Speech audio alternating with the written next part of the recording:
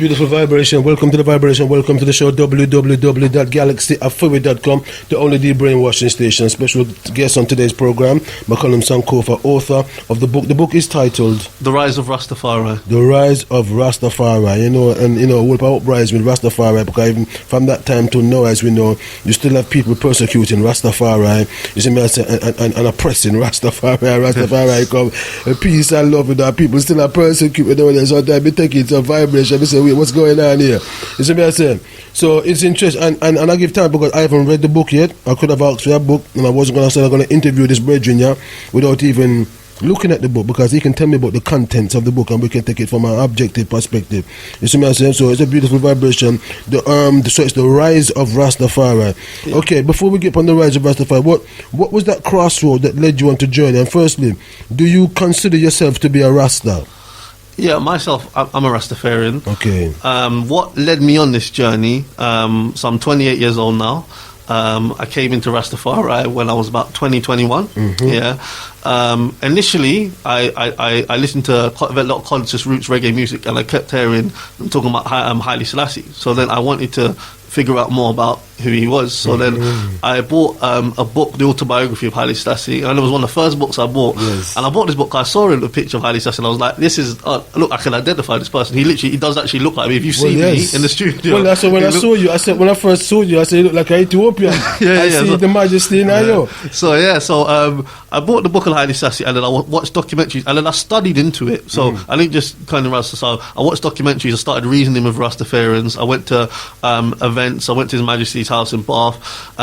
So I did my study, and I agreed with the philosophies and the principles on Rastafari, which I'm going to explain later. So I then decided that. So prior to that, what was the journey? Was you born up as a Catholic, a Christian? I was born up as a Christian. And what led you to that crossroad, that decision making? Did you find Rastafari?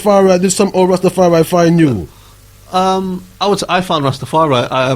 I think what led me to Christianity, to Rastafari, was if obviously in Christianity, I was never like a really devout Christian, but when I was little, my mum took me to church and everything. But obviously, if you look at, for example, the Bible, for example, and seeing obviously that's a book that was given to us for enslavement, that contributed towards our enslavement. Mm-hmm. I don't believe in the Bible in terms of the various different miracles that you see that happen in the Bible, whether it is a man speaking to a burning bush, a man living in a well, and the various different miracles that happen in the Bible.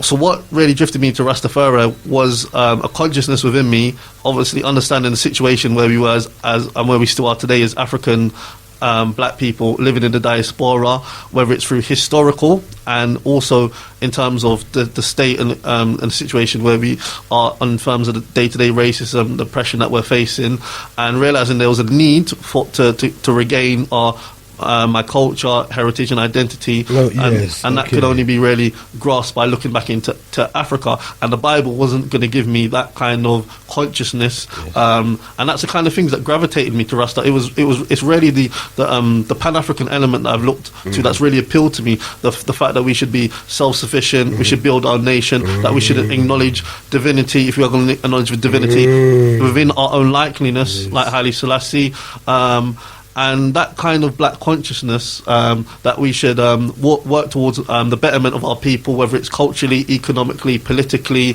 and we should be empowered, that we should run our own nation, repatriate to Africa, because we know that's where we come from the Caribbean, initially before we was taken over here and to the Caribbean and then to England.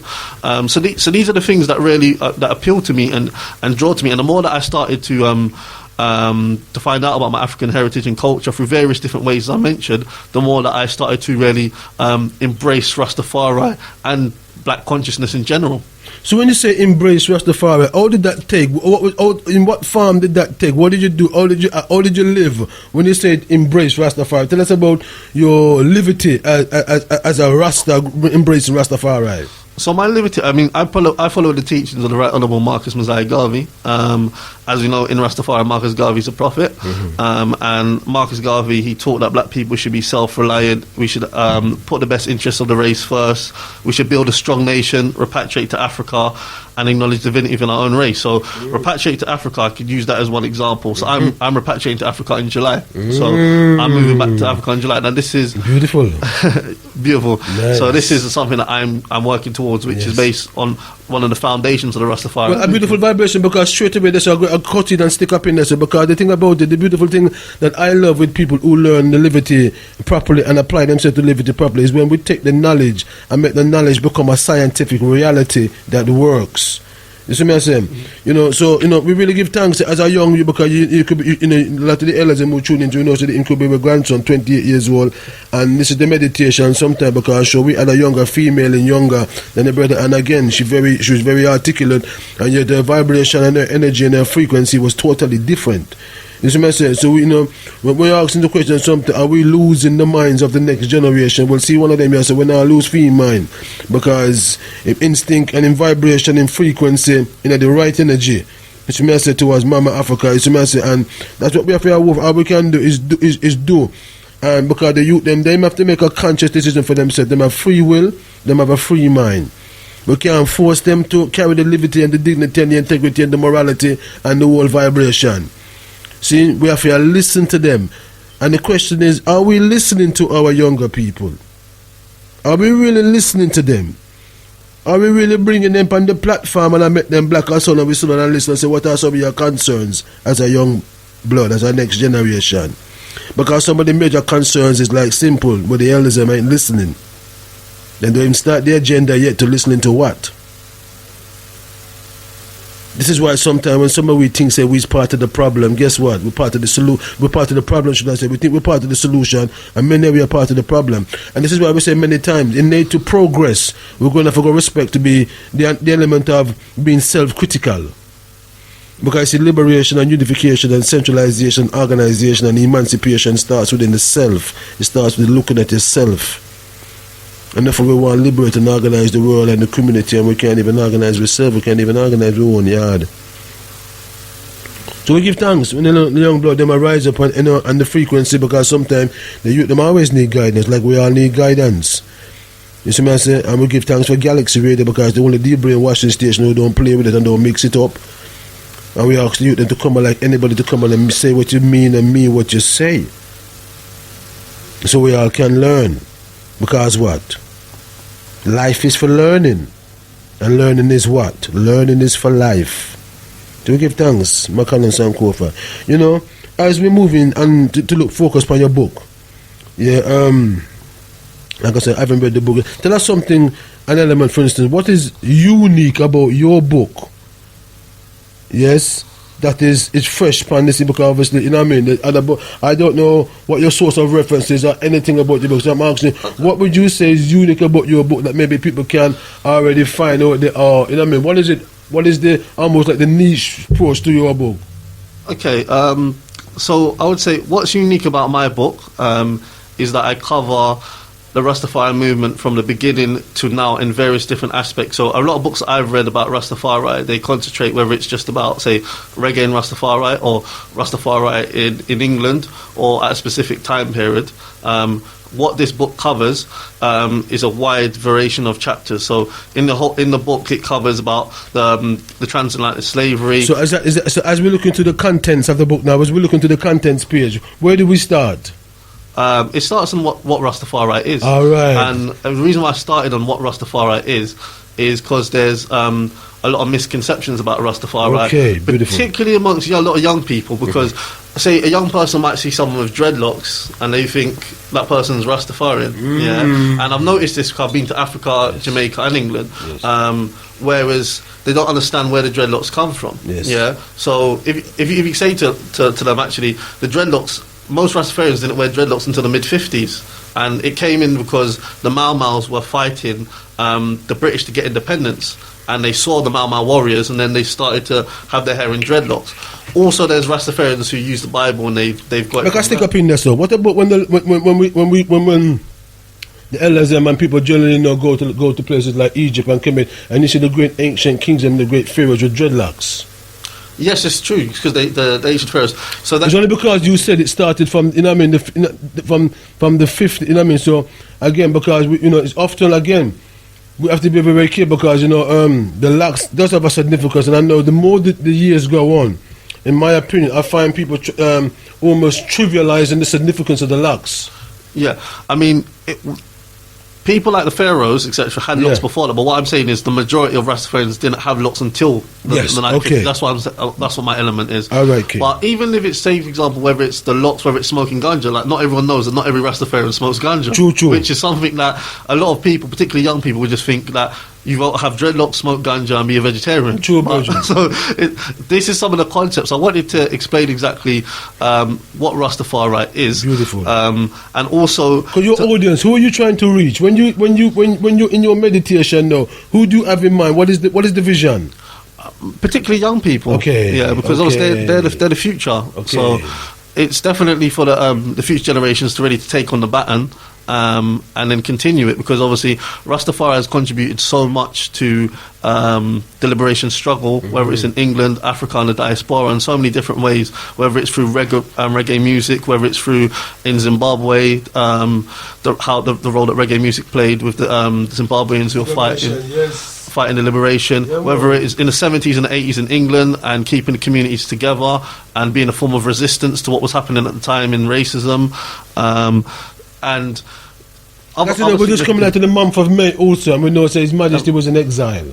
Yes, and it's also African Liberation Day, which was... Does your book cover some aspects of that also? Yes, it covers when he was in exile. I've been to Bath, where he was in exile. I've been to Bath in England, which is during 1935 to 1941, Italy invaded Ethiopia, and during that time Haile Selassie went to the League of Nations. How do you see that move? Because some people still, even to now, even many Rastafarians and many people still debate about that move, that Haile Selassie shouldn't have left and come to Bath, he should have stayed in Ethiopia. Well, how do you see that move? I see it as successful because Ethiopia triumphed over Italy in the war. Had Haile Selassie stayed in Ethiopia, maybe Ethiopia wouldn't have won that war. So it's a necessary call that His Majesty made that needed to be done in order for the country to reclaim itself. And I think he did what he needed to do. Yeah, that's my honest opinion. Well, then we'll give thanks, because we know many people say, of course, you know, people have to understand the art of war. Many wars are also constructed around the art of chess playing. Yeah. And when you understand the art of what chess playing is about, you see what I say? It's all about protecting the monarchy, you know, and you have everybody have their duties and things. So it's quite interesting, because you know, many people still are concerned about that move. And obviously, like you say, in years to come, it does show history is best rewarded to qualify that move was the right move. Definitely. You see what I say? Because Italy briefly occupied Ethiopia, never colonized Ethiopia. It's a brief occupation. His Majesty come back, take up gun and have the fire shot and shot down, boy. And look at more, you see pictures of His Majesty, I'll take a bomb, taking foot and I'll calm a bomb. You see that picture? Yes, I've seen the picture, yeah. I tell you. Yeah. You know, so it's good to know what the younger generation, but yes. And I just wanted to say, this book is, even though, for example, author myself is Rastafarian, this book is for anyone to read. It's not, you don't have to be Rastafarian to read the book. And why is that important? It's important because people, as I said before, can have need to have a respect for the contributions that Rastafari has made, which is what I've mentioned, regardless of whether they're Rastafarian, so whether they're Christian, Muslim, because Rastafari has been significant towards the liberation struggle of African people. So regardless of your denominational background, you can still acknowledge the role that Rastafari has played. And this goes on to when I talk about Haile Selassie, His Majesty.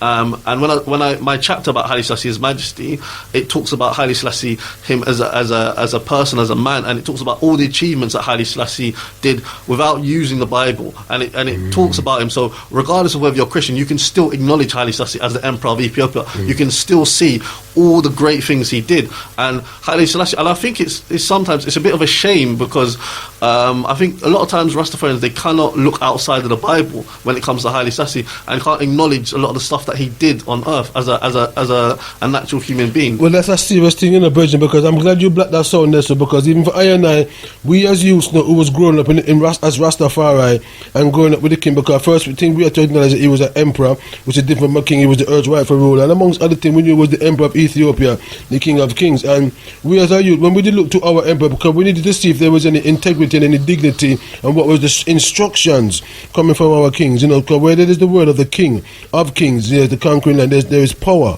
And you know, for I and I, what just inspired I and I, even many of I and I today with their Gambia, and we build a school, because the king has always told us about education, the importance of education. Not only talked about it, but lived it. You see what I'm saying? And about putting infrastructure. And when we look at Ethiopia coming from an ancient time, having to balance in the modern time, having to go forward in the future. You know, did you know that on March the 30th, 1948, Haile Selassie the first opened a library and a night school? Yes? Did you know that April the 27th, 1925, the Tafari McConnell School was opened in Addis Ababa? Did you know that on April the 26th, 1957, His Imperial Majesty opens Debra Brahani Teachers Training Center? Did you know that May the 25th, yesterday, 1963, was the creation of the Organization of African Unity, and the headquarters was at Addis Ababa, and His Imperial Majesty, along beside many African heads of states, and Jomo Kenyatta was coming up. Ras McConnell, sorry, King. Yeah, so in this book, just like what you mentioned, I really wanted to highlight, and it speaks of what stuff you've just mentioned, the contributions Haile Selassie made in modernising Ethiopia. Well, that's good, because like I said, I haven't read your book. That's why it's beautiful, you know what I mean? You interject there, so, yes. In modernising Ethiopia whilst balancing the customs and tradition of a country. Now, how crucial is that now? You know what I mean? When you try, you know, when you think about the artistic approach you have to keep the peace and all those changes. Because remember, there's a whole heap of different tribes and clans in Ethiopia. You have many kings and you have many chiefs, and yet they all acknowledge His Majesty as being the King of Kings and the Chief of all chiefs. Well, definitely, because even like when His Majesty tried to bring in, he built so many different schools in Ethiopia. When he tried to bring in, for example, schooling systems, or when he's tried to redistribute land to the people who are a bit poor, there was objections against this, because obviously the traditions and the culture that and the nobles it's a long fight, you know. These are obviously some of the contributions that Haile Selassie had to balance with, and he had to overcome. So it's very, very important in what Haile Selassie done, and when Ethiopia has seen a lot of the benefits of what Haile Selassie done now, because if you look at Ethiopia and Addis Ababa now, it's a really thriving city. It's a really thriving capital. It's one of the top destinations to go to in Africa or in the world. So, even the airline industry and everything is so, you know what I mean? And Haile Selassie helped establish Ethiopia's first airlines now. All right. And if, according to the World Bank 2017 edition of the Global Economic Prospects, Ethiopia was the second fastest growing economy in the world in 2017. And a lot of these developments that were put in place during the time of Haile Selassie, as you said before, he helped to build, whether it's schools, hospitals, he gave money to people, to students, so they could buy schooling equipment. This is a man who turned his own palace into a university. I don't know any other emperor who's done that. He turned his palace into a university. When he came to Jamaica in 1966, he gave the government money to build the Haile Selassie High School. He gave land to the Ethiopian World Federation to come back to Africa. Even people were talking about Nelson Mandela, and it's questionable his legacy, but what I'm going to say now is that when Nelson Mandela was exiled from South Africa, he went to Ethiopia. In Ethiopia, Haile Selassie's military trained Nelson Mandela. Haile Selassie gave him a passport so he could get back into South Africa, and he also gave him a handgun, so he could bring down the apartheid regime. So these are some things that people may not know about Haile Selassie, which I think, regardless of whether you're Rastafarian or not, it needs to be brought forward to the table, and you can see the achievements that he's done, and Haile Selassie can stand on his own, whether with the Bible or not the Bible. Give thanks for that sound and so. Him don't need I and I defending him. You know something I say, King? History is best qualified to reward all research, and that's a part of my book, which is unique, because in a lot of books about Rastafarianism, a lot of the Bible was in there throughout the whole book. And sometimes I'm going to stick up in this, I'm going to interject this, because sometimes we have, as we go through, because from a long time I've had a problem with the word Rastafarian isms, because after time we say there is no isms. You see me say? You know, so I don't know the eye view or whether that was a slip of the tongue or what. But you know what I mean? But you know, we have the liberty of Rastafari and the culture of Rastafari more than, you know what I mean, Rastafarian isms. You see me say, Kim? Because all the isms, in Labour isms, all the isms come from, is a Western thing that. You know what I mean? And we know from a long time people have been trying to look for the isms in a Rastafari. You know, the king is in pure mind. You're not going to find no isms. Because the only person named Rastafari is the king. Not Bob Marley. Yes, yes. So when we're talking about Rastafari, we're not talking about Bob Marley and some reggae fans and some reggae musicians. Yes. So, Give thanks. going on to the book now, as I said before, is what I wanted to highlight was when you look at a lot of Rastafari books, they've got biblical interpretations throughout the book. So my book is significant because it doesn't. My perspective of Rastafari, it comes from more of a Mutabaruka perspective, where Rastafari are beyond the Bible. And there's a chapter in my book which explains it, Rastafari are beyond the Bible. And I find, as a young person, see, even when a lot of the elders, for example, in Rastafari, they tend to use the Bible, and we really need to go back and understand, like, go back into the 1930s, why that was the case. And obviously a lot of Rastafarians, when the movement started, they were coming out of the Bible because for 400 years we'd been given this book from Christianity, so it was the only book they really had at the time, and it wasn't like today where you've got several different books and various different references that you can go to. So this was the only thing that they knew. Some of them didn't even know the Bible, it was just told to them, and they would just recite verses from the Bible. One question for the eye. So when the question is asked, how old is Rastafari, the movement, and when did the movement start? Because sometimes people ask this question, yes, sir. What is your response? Does the book cover that? My book, I would say the Rastafari movement, it started in the 1930s following the coronation of Emperor Haile Selassie. However, there was events before that played a significant role. So the transatlantic slave trade, which is because the Rastafari started in Jamaica, Africans came from Africa to the Caribbean. Stick up in, as you go to, you've said a whole heap of things that are already the king. And this is where some of the reasoning kind of gets where we have to broke down. Because you're saying Rastafari start in Jamaica, and many people black that sound there, so naturally. And the idea is Rastafari start around 1930. However, yes, the transatlantic slave trade. Now, these areas are crucial areas to me, because when I was a youth, 15 years old, as a Rasta youth, I was put in prison, and I had my dreadlocks, and I said, they can't cut my locks because you see the Muslim, them I defend everything, and I said, my liberty is Rastafari, my culture is Rastafari. And they said to me, I had to find an elder to come and represent what I'm defending. And I called upon an elder. And they went through this long interview. And then the last question was, how old is your way of life? That was when I was 15 years old. I'm 58 now. How old is your way of life? And the elder answered, since 1930. When he gave that answer, them chop off my locks and shave me like them shave a pigeon. Because as far as them concerned, your liberty is not even 100 years old. So I've always had a problem with people who say Rastafari started 1930. To me, my liberty, when I've gone out and I've represented Rastafari personally, I've always said it's a redemption doctrine that'll rise up around that time. I don't say it started that time. There was another book that I read from an elder called Rastafari. He has a book called The Overstanding of Rastafari, where he talks about the spiritual anthropology of Rastafari. The spiritual anthropology. So that's long before you talk about flesh and matter take form.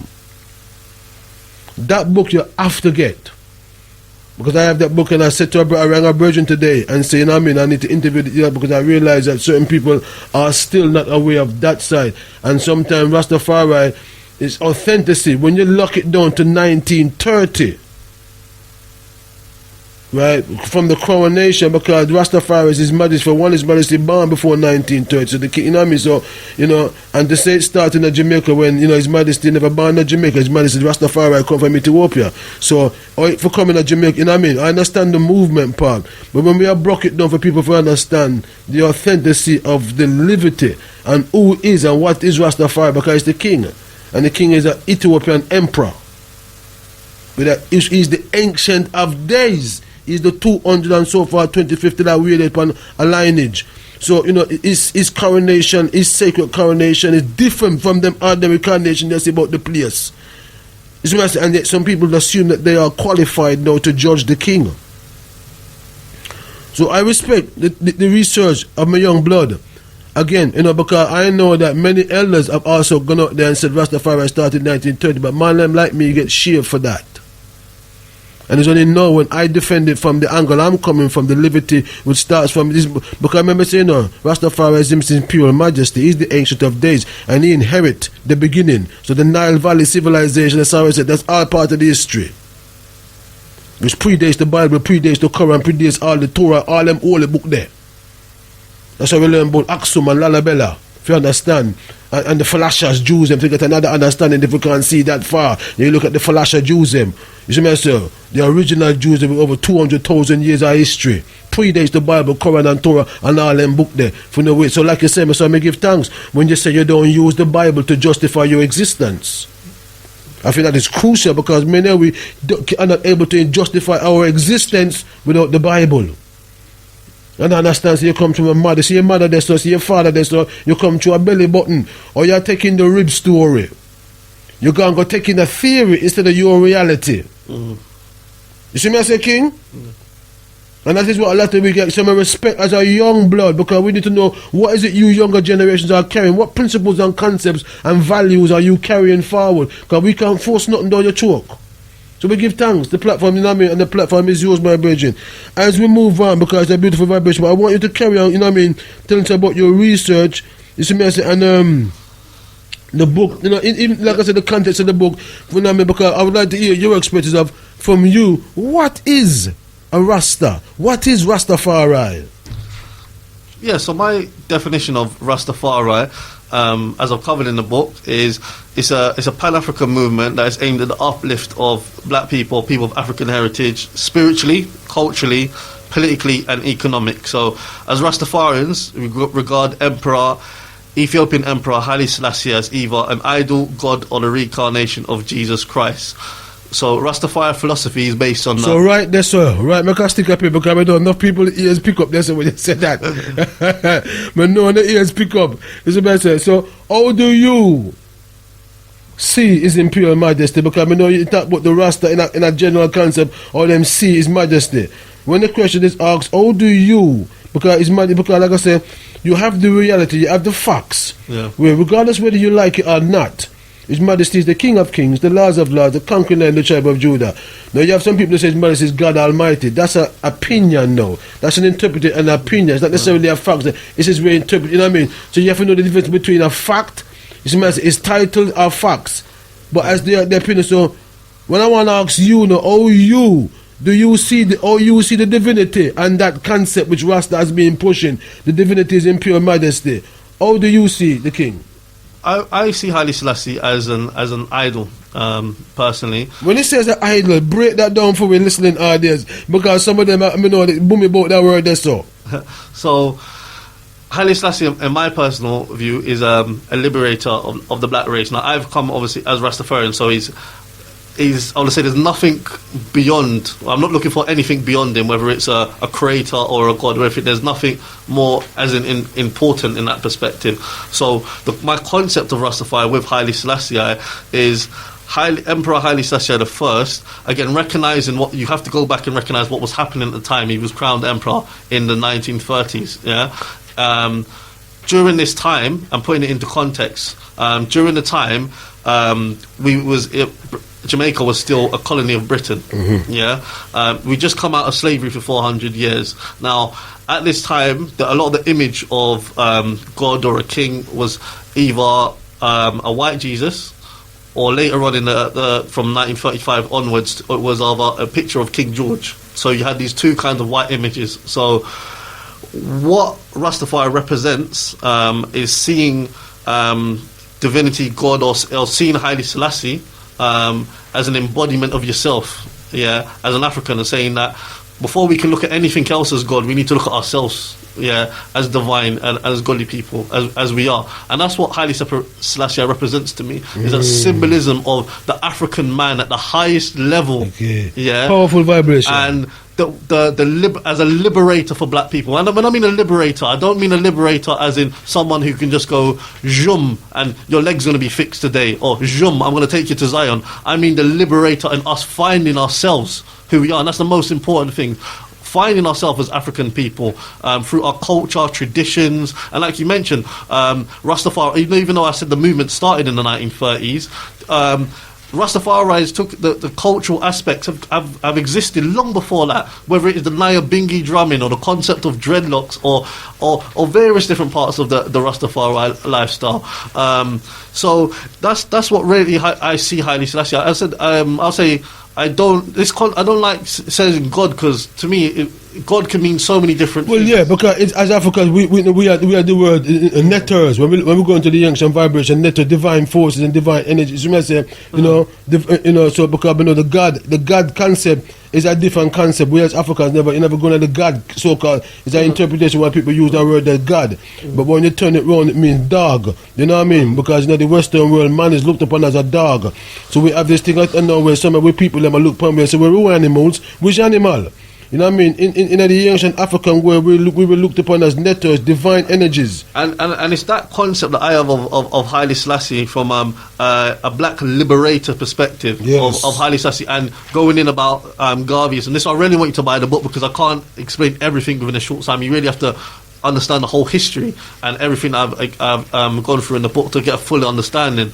But obviously Haile Selassie, Marcus Garvey, even Garveyism, Rastafari, influenced by Garvey, the followers of the Rastafari, the early followers, they were Garveyites, and we follow the teachings of Garvey. It's Garvey who told us to look towards Africa, for this king to be crowned, and then when Haile Selassie was crowned, then it was ones like Leonard Howell, Archibald Dunkley, Joseph Hibbert and Robert Hines that picked on the baton from Garvey and then put it to Haile Selassie as a redeemer for black people, to get us out of the system of white supremacy, which was oppressing us then and it's still oppressing us today. I see, but somebody just said that, because again, as going through, we don't know, that definitely oppression and a persecution is still going on today, and sometimes many have we experienced that, especially from our own people, especially from sometimes the people the most closest to it, then continue to persecute we. I don't know what's the matter with them. It's a mess. One of them have a problem inside themselves, and I continue to oppress and oppress and oppress. But I never know, says mother, she says death to black and white oppressors. It's a mess. Even though we don't deal with white oppression, we don't embrace black oppression also. Even in your experience as a young Ras, have you ever experienced discrimination, persecution or oppression, even for your locks? What have you gone through because of the liberty? Well, I've faced severe discrimination. I haven't had my locks cut off like you, but I've been discriminated. But I know when the first time I met you, you didn't have locks. The first time we meet you, Me see then what happened there? Because the fact that you decided to take off your locks, because obviously it doesn't matter here or there. But what was the motive? Was it social reasons? Was it prospects reasons? Because I know many brothers them who take off their locks because life too hard. And right now, Bridget, me have to just be hard because I can't get a job, because with the locks I can't get no blind, and I get more opportunities if I cut off my locks. What was your experience? What made you come to that crossroad to make you take off your locks? I mean, that wasn't my experience, because I'd already had a job and I was already working and everything at the time. But when I looked into Rastafari anyway, I wanted to do it because probably I just like having short hair, to be honest. And I like how I look. I can see how the locks played a particular role, in Rastafari in the 70s, 80s. But when I go again, I follow the teachings of Leonard Howell, who was the most prominent founder of the Rastafari movement. But why not the teachings of His Imperial Majesty? Why Leonard Howell? Because there's many things concerning Leonard Howell. There's many things Leonard Howell also did in history concerning the passports and selling the passport. There's a whole bunch of things and the reason why he was sectioned in the army. So even though we know him do some good works. No, I would say, before that I was going to say Leonard Howell, Haile Selassie and Marcus Garvey, the three most important people in Rastafari never had dreadlocks. Yeah. So, well, His Majesty at a young age. As a young age, yeah. And that's very much how I see Rastafari. I see you all three of them are significant. You can't take out either person. You've got to look at Marcus Garvey because he was the one who really said that we need to see divinity within ourselves and look towards Africa. Then Haile Selassie became the Emperor of Ethiopia, and he's... But not only became the Emperor, because I remember, and like I said earlier on, the whole of Africa was under colonialism. Yes, so Ethiopia was the only one standing... And can I say the significance of that? When Haile Selassie became Emperor of Ethiopia, it was at a crucial time in world history, because at the time, first of all, Ethiopia has never been colonized. It's the only African country that's not been colonized. During the time, he was the only emperor of an independent African country. At this time, only Ethiopia and Liberia were independent, and Liberia was a former colony of USA. So the significance of Haile Selassie, anywhere that he travelled to, he went to, for example, he was greeted very, very well. He was very receptive. The Queen of England had to bow to his The Queen, they all knew he was Earth's rightful ruler. Earth only has one rightful ruler. So again, Haile Selassie representing that symbolism, the black man at the highest level, in his heritage, in his culture. 72 nations felt obligated to bow. And the works that he done. So we're looking at Haile Selassie, Marcus Garvey, and Leonard Howell because he was the most prominent. So what about our women then? Because oftentimes we hear the saying that beside every strong man, and a good man, there's a good woman. Look at Marcus Garvey, you have two Amy. How relevant was that for what we have today? Very, very relevant. I think the philosophies of opinions of Marcus Garvey, his wife written the philosophy, Amy Jakes Garvey. If you look at Pinnacle, now Pinnacle was set up by Leonard Howell in 1941. Pinnacle was a land in Jamaica, 500 acres of land that Leonard Howell set up, which became a very self-sufficient community in Jamaica with Rastafarians. Now, this land that Pinnacle set up to, his wife, Leonard Howell's wife, helped him with the money to acquire that property. So women have played a very important role in Rastafari as well. So we're definitely not downgrading the role. Because what I was saying today then... and also, can I also say, this is how important it is, Emperor Haile Selassie, when he was crowned emperor with his wife, Empress Menen, as well. And before that, it normally just used to be an emperor crown, but he had his woman, Empress Menen, crowned as well. So the balance is very important. Yes, King, beautiful vibration. Lock into the A1 station, www.galaxyafroid.com. Therefore, on that vibration, in your own opinion, what is the Rasta woman's role? The Rasta woman's role, obviously, we know woman is... have a very, very important role in life and in the world. Like we say, Mama Africa, or a child when it's born comes out of a woman's womb. The woman's role in the Rastafari movement, I would say it stands right beside the man's role. There isn't, for example, man higher than woman. A woman higher than man. Now, I know in certain, I'm not going to mention anything, but in certain places I've seen the woman's role downgraded, where they're like saying that women can't beat the drum. But we need to remember that Naya Bingi is named after a queen from Uganda. So the woman's role is right beside the role of the man. You can't navigate. Neither one is more important than the other. They're both. It's a balance. It's a balancing. Beautiful vibration, like we say oftentimes, the foundation of Rastafari, as we can see, the crowning of His Imperial Majesty, like the brethren just say, confirming the concept of duality, inseparable energies, inseparable entities. And it's all about order and balance. It's all about our glory be to Father, our glory be to Mother, Father, and to the child. Yes, that first family concept. So we give thanks. Beautiful vibration. Again, as we touch upon some of your book, tell us about, because we know the uprising, tell us about some of the other contents of the book, please, Makanon. Some of the other contents of the book is the persecution that Rastas face. Now, you alluded to your own personal experience earlier, where you mentioned that you had your dreadlocks cut off. Now, persecution, such as the Coral Gardens incident, which happened in 1963, 1 year after Jamaica was independent, where the Prime Minister at the time, Alexander Bustamante, I don't want to call him sir, because in my opinion he should not be a national hero of Jamaica. Yes, blood. He set in a death verdict to all Rastafarians, where he said to bring him in dead or alive. And when he meant to bring them in, he meant to prison. So he's trying to tell the police to bring him into prison or to kill him. And what the prisons them can't hold, the cemeteries them he hold. said send him to cemetery. They can't hold him, send him to Bogo, which is a cemetery in Jamaica. So the fact that he brought a death sentence to all Rastafarians in Jamaica as a prime minister of a country was absolutely despicable. This is something that not a lot of ones wouldn't know. True. And even, for example, like when I mentioned Pinnacle, about the land that Leonard Howell built in Pinnacle, how the government came to Pinnacle, raided it, and the people had to disperse to different places because of it. And the several persecutions, whether it's in Jamaica or in England. In Jamaica, where they were just walking about, Rastafarians could get their dreadlocks cut off and have to go into gullies. Whereas when we come over to England, and a lot of people's parents disowned them because they turned Rastafarian. Yeah, man, the struggle start right there amongst our own people. And that's what they start, amongst other things too. So so we cannot glance at your book cover aspects of that, because it is a thing that people need to understand. You see, I say, even though we know, people are singing about you don't have to have locks to be dreadlocks. But remember, people were just making a choice to live their own life. You know what I mean? We wasn't telling everybody, say everybody have your dreadlocks. You see me I say, if anybody, if I tell me, say we don't have your dreadlocks. You see me I say? So we give thanks to the younger generation. I do the research. You see me I say, and I document history. Come in, platform. Yeah, and I just want to touch on to some other contents of the book. So I've also got a section about reggae and Rastafari, which is the role that reggae music has played. The role Rastafari has played on reggae music, the influence through the likes of people, whether it's Bob Marley, Burning Spear, Dennis Brown, Gregory Isaacs.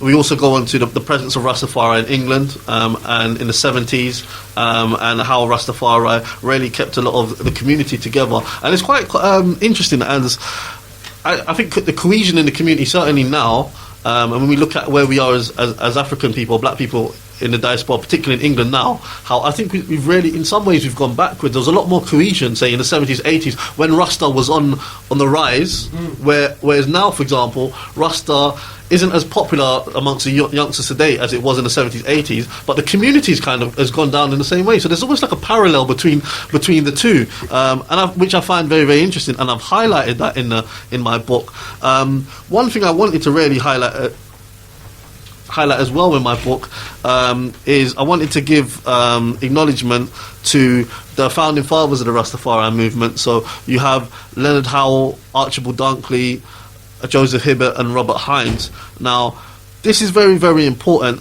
because they're the early founding fathers of the Rastafari movement. Now, a lot of times when you hear one talk about Rastafari, you don't often hear these names, but it's very important that we do give hail up the ancestors, because without them, the Rastafari movement wouldn't be what it is today. So when I wrote this book, it was very, very important that I mentioned those names. Other things in my book I also touch on to important days of celebration for the Rastafari movement. So you have, whether it's His Majesty's birthday, the coronation of Haile Selassie, Leonard Howell birthday, Marcus Garvey birthday, Ethiopia New Year, which is very important as well, because again, coming out of that Christian and this Western concept, we're always celebrating days. Well, not we, I'm not saying myself, but us, I mean as a people in general. We celebrate Christmas, we celebrate Easter, we celebrate the Valentine Day, or the days where they commemorate their war heroes. But it's very important that we really claim and we celebrate our own days, like the days that I've mentioned. So these are very, very important to Rasta, that we have our own days of celebration. And just going on to talk about the book now, again, the book is very important that we tell our own stories, because if we don't do it, the white man, the Asian man will do it, and then we'll turn around and say, oh well, we have to, how comes we don't have enough black authors? When I launched this book in Luton, last week, an event that was held in Luton, where I live. Simply these events, Luton Books, Arts and Craft Festival, and I hadn't seen an event like that yet. It had 25 different black authors. I think it was like 8 or 9 publishers. But again, the significance, the importance of telling our own stories, and which goes on to the importance as well, not just telling our stories, but particularly young people, is seeing themselves in the books, because when they look at books, they need to identify with people that look like themselves. This is what started me towards coming into Rastafarianism.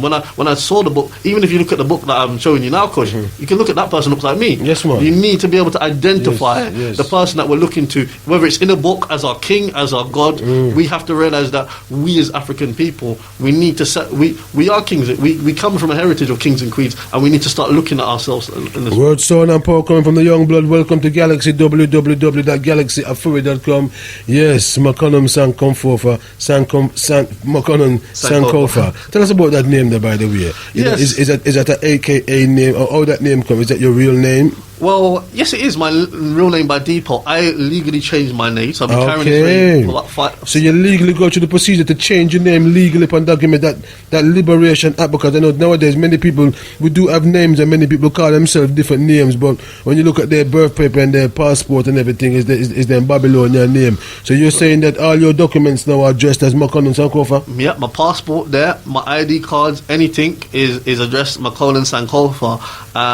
And it's, again, to part about reclaiming our identity is about reclaiming our names. And a lot of us have had Christian names or Islamic names, where we need to, obviously, part of claiming it, go into the African name. So my name, Makonnen Sankofa. So it's Makonnen, Makonnen, or Makonnen. It can be pronounced either of those 3 ways. Yes. Now, Ras Makonnen, he was Haile Selassie's father. Yes. Also, before Haile Selassie became Emperor of Ethiopia in 1930, he was called Rastafari Makonnen. So that's where that name came from. Rasta Makonnen, because of the affiliation with Haile Selassie. Sankofa. Because some people never realized that His Majesty had kind of 3 crownings. You see me say? Because there was an era where he was crowned as Rastafari, a time Negus Nogos, and a time King of Kings. The triple crowning. Does your book cover that? Yes, can I just say as well, with Rastafari as well, a lot of people don't even know where the name comes from, Rastafari, and it's also important that it's so, how many people that I've told my name to, even Rastafarians, that my name is Makonnen or Makonnen, and they don't think, nothing clicks to them. Some people click straight away, and they're like, strong name, like the brethren downstairs, but other people don't click, and I'm like, and I've had to educate people, and I'm like, but you call yourself Rasta, you didn't know this. And it's like, even that name, Rastafari, people don't understand that was the name of Haile Selassie. And Bob Marley. To us before. And that's why Rastafari, it comes from Haile Selassie. That's very, very important. So it's so, and I think I'm glad you cover it, because like we said, that triple crowning, 1916, from as far as back as 1916, His Majesty crowned Rastafari. His Majesty that for a period of time, and then from Negus Nogos 1928 and 1930, His Majesty the King of Kings, the Lord of Lords, Imperial Majesty Emperor Haile Selassie. So Haile Selassie, the last name him have. You see what I say? And even you mentioned Bob Marley, and Bob Marley used to also call himself Tough Gong. And a lot of people don't know where that name comes from, Gong. Gong was the name, the nickname of Leonard Howell, who was one of the first Rastas. They used to call him Gong, or Gong Guru Mara. But that's another itself that a lot of people don't know.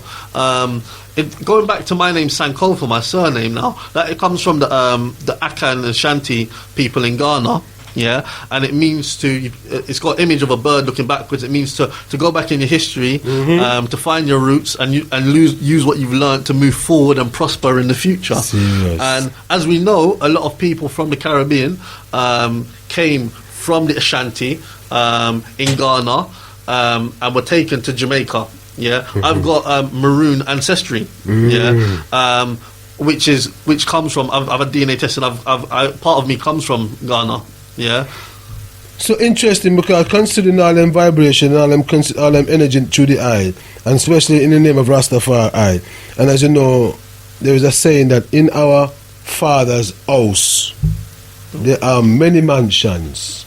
Do you align yourself to a particular mansion, because you got the 12 tribe, you got Nyabingi, you got Ashanti Bobo, you got Oliveira's house of Rastafari? Do you align yourself to a particular house? I don't allow myself to particularize. If I was to say what I would be closest to, I would say more. If anything, I follow more Howell. Leonard Howell was one of the first prominent. But what I would say is, there's many mansions, and I don't see anything wrong with this, because this is what I think as a people coming in the Western perspective.